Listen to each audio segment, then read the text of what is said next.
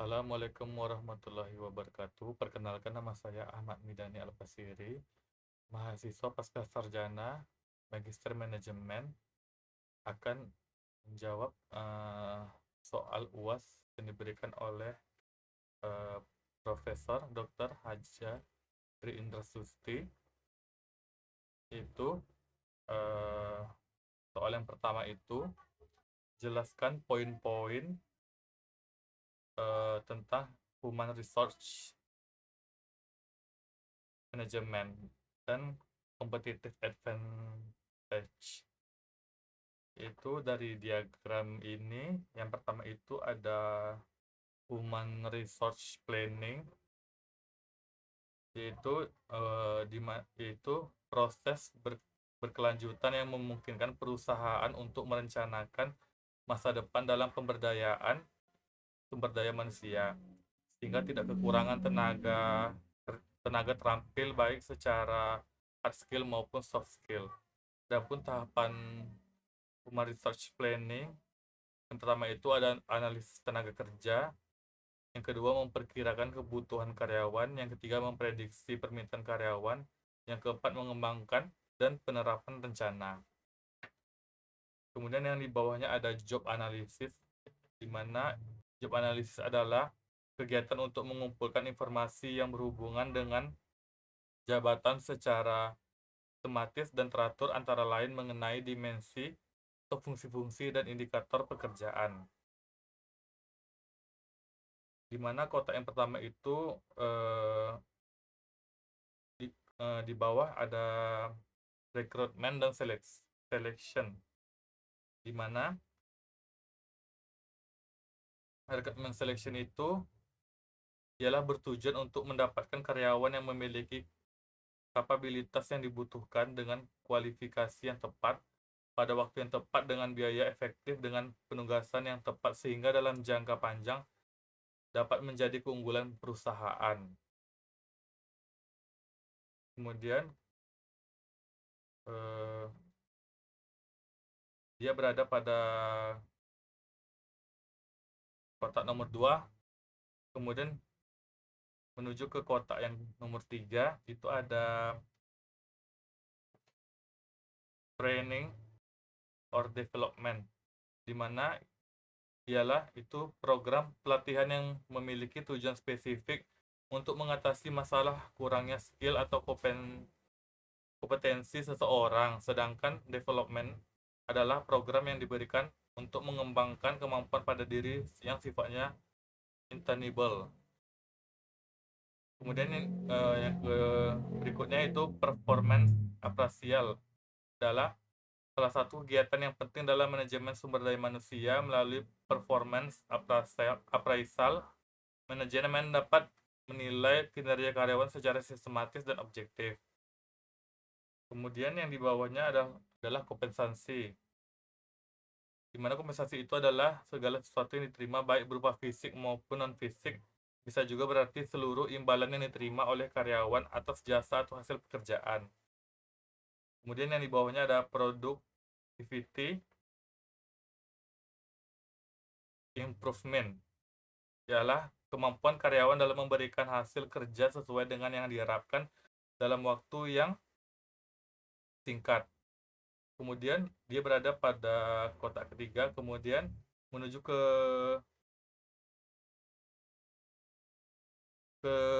kotak sebelah kanan, yaitu kompetensi, di mana kompetensi adalah suatu keahlian yang dimiliki oleh setiap individu dalam melakukan suatu tugas atau pekerjaan pada bidang tertentu sesuai dengan jabatan yang sudah diberikan.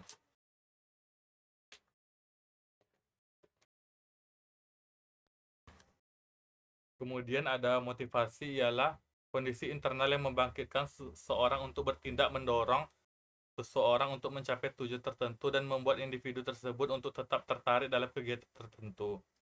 Kemudian sikap kerja atau work attitude adalah kecenderungan terhadap pikiran dan perasaan kepuasan atau ketidakpuasan kerja, indikator karyawan yang puas dengan pekerjaannya, akan bekerja jujur, tidak malas, dan berpartisipasi dalam pengembangan perusahaan lebih lanjut. Kemudian kotak tersebut berada kemudian kotak tersebut menunjukkan ke sebelah kanan, yaitu ada output, retention, legal, compliance, dan company image.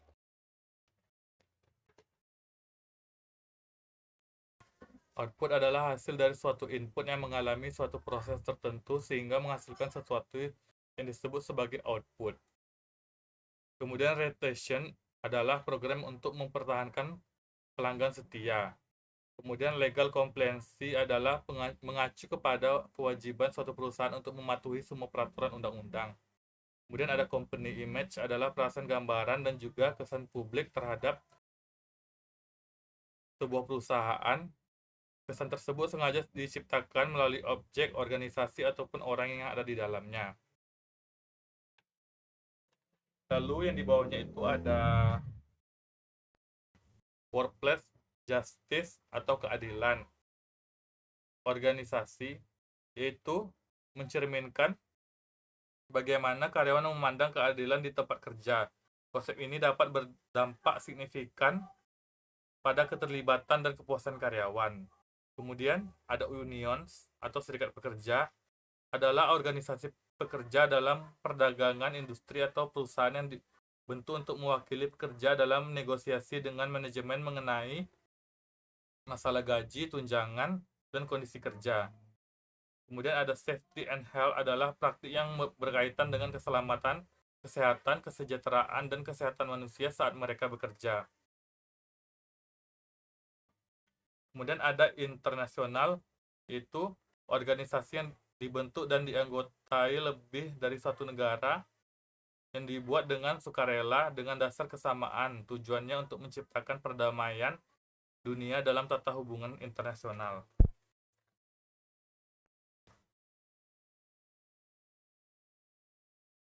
Lalu yang terakhir, sehingga tercapainya cost leadership dan product differentiation, yaitu di mana cost leadership adalah strategi yang mampu menstimulasikan pertumbuhan dan menjadikan perusahaan jauh lebih kompetitif dan berdaya saing dengan pesaing lainnya.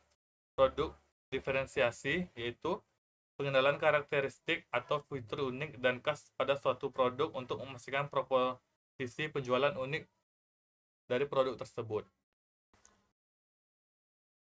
Baiklah, kemudian jawaban soal nomor 2, jelaskan kenapa berakhirnya tahap tersebut pada dua aspek di atas, yaitu cost leadership dan produk diferensiasi.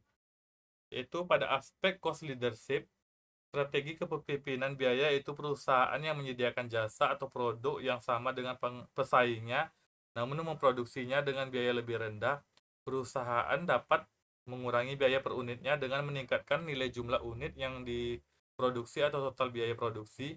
Biaya per unit dapat dikurangi dengan pertama, menggunakan teknologi baru, kemudian merancang metode kerja lebih efisien, dan memotong biaya overhead. Kemudian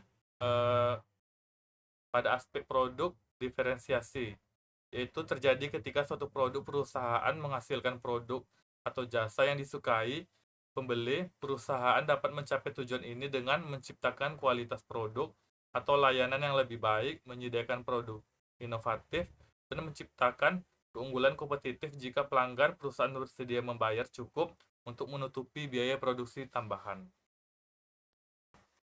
Kemudian soal nomor 3, beri contoh organisasi yang mencapai kedua aspek tersebut dan jelaskan bagaimana suksesnya organisasi tersebut dalam memenangkan persaingan. Itu contoh di saya itu adalah contoh pada perusahaan PT AJ Indonesia atau Big Cola. Untuk aspek cost leadership, PT AJ Indonesia ini baik dari segi biaya produksi maupun biaya non produksi. Pengendalian biaya produksi dilakukan dengan langkah strategis. Dari segi produksi, PT AJ melakukan efisiensi pada setiap lini, mulai dari material, packaging, pemakaian listrik, dan pemakaian air, namun tetap menjaga agar tidak mengganggu dan berpengaruh pada kualitas produk. PT AJ akan memberikan reward terhadap semua personil yang berperan aktif dan berhasil membuat cost saving lebih besar per bulannya itu $5.000. Reward tersebut diberikan dalam bentuk bonus dan insentif intensif. Kemudian untuk aspek diferensiasi produk, PT AJ Indonesia adalah perusahaan minuman multinasional yang memproduksi minuman bersoda yaitu Big Cola. PT AJ pertama kali melakukan investasi di Indonesia pada tahun 2010. Sejak peluncuran pada tahun 2010, penjualan Big Cola cukup tinggi dan terus berkembang sejak peluncuran hingga sampai 2014. Perusahaan ini melakukan target pasar yang telah ditentukan di mana menekankan biaya sehingga harganya lebih murah dengan produk soda yang serupa. Suksesnya PT AJ Indonesia memenangkan persaingan yaitu dengan melakukan program sponsorship pada event bola dan mampu berkolaborasi sehingga mampu membuat produk baru seperti Big Fresh dan Sporade atau minuman isotonik. Berikutnya itu soal nomor 4, apakah tahap-tahap di atas dapat dikatakan mengelola manajemen sumber daya insani? Kenapa dan jelaskan? Ya, benar. Peranan manajemen sumber daya insani dalam menjalankan aspek sumber daya insani harus dikelola dengan baik sehingga kebijakan dan praktek dapat berjalan sesuai dengan yang diinginkan perusahaan, yang meliputi kegiatan antara lain: 1. Melakukan analisis jabatan atau menerapkan karakteristik pekerjaan masing-masing SDI. Yang kedua, merencanakan kebutuhan tenaga kerja dan merekrut calon kerja. Yang ketiga, menyeleksi calon kerja. Yang keempat, memberikan pengenalan dan penempatan karyawan baru. Yang kelima, menetapkan upah, gaji, dan cara memberikan kompensasi. Keenam, memberikan insentif dan kesejahteraan. Ketujuh, melakukan evaluasi kerja. Kedelapan, memberikan pendidikan, pelatihan, dan pengembangan. Kesembilan, membangun komitmen kerja. Kesepuluh, memberikan keselamatan kerja. 11, memberikan jaminan kesehatan. Dan yang terakhir, menyelesaikan keluhan dan relationship karyawan. Kemudian yang berikutnya, pertanyaan nomor 5, apa masukan yang dapat saudara kemukakan pada organisasi tersebut? Kemukakan dan beri contoh. Di sini saya ambil contoh implementasi manajemen sumber daya insani pada karyawan Bank Syariah, yaitu yang pertama, aspek rekrutmen melalui media internet. Open recruitment, pelamar boleh kapan saja mengirim lamaran sesuai job spesifikasi dan spesifikasi. Kemudian yang kedua, seleksi, di mana seleksi calon karyawan dilaksanakan oleh branch manager bersama bos. Adapun seleksi yang dilakukan yaitu yang pertama, seleksi administrasi, wawancara, psikotes, tes medical check up, dan yang kelima, tahapan terakhir. Selanjutnya pertanyaan yang terakhir, apakah untuk mencapai kedua aspek tersebut di atas, organisasi harus melakukan re-engineering atau restrukturisasi? Jelaskan dan berikan contoh untuk organisasi yang melakukan re-engineering dan restrukturisasi tersebut masing-masing. Yaitu organisasi harus melakukan re-engineering, contohnya pada Bank Syariah terdapat 4 sektor yang diidentifikasi dan selanjutnya diperbaiki dalam bisnis proses re-engineering atau BPR, yakni strategi, manusia, dan teknologi, di mana sebuah proses digunakan sebagai kerja atau framework atau untuk mengukur dimensi-dimensi tersebut. Berikut langkah-langkah dalam melakukan bisnis proses re-engineering, yaitu yang pertama, meniadakan atau menghapus segala kegiatan atau pekerjaan yang tidak mempunyai nilai tambah. Yang kedua, mempermudah segala aspek pekerjaan. Yang ketiga, menghubungkan semua bagian di dalam proses bisnis. Yang keempat, mengotomatisasi kegiatan di dalam proses.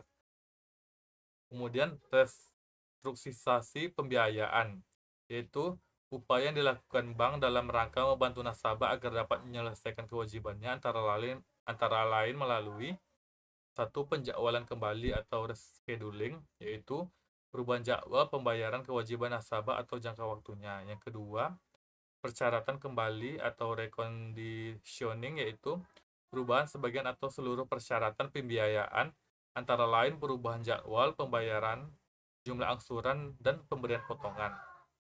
Yang ketiga, penataan kembali atau restructuring, yaitu perubahan persyaratan pembiayaan tidak terbatas pada rescheduling atau reconditioning, antara lain meliputi yaitu satu, penambahan dana fasilitas pembiayaan bank, dua, konversi akhir pembiayaan, yang ketiga, konversi pembiayaan menjadi surat berharga syariah berjangka waktu menengah, dan yang terakhir, konversi pembiayaan menjadi penyertaan modal sementara pada perusahaan nasabah. Baik, sekian hasil jawaban saya. Eh, Lebih dan kurang mohon maaf. Assalamualaikum warahmatullahi wabarakatuh.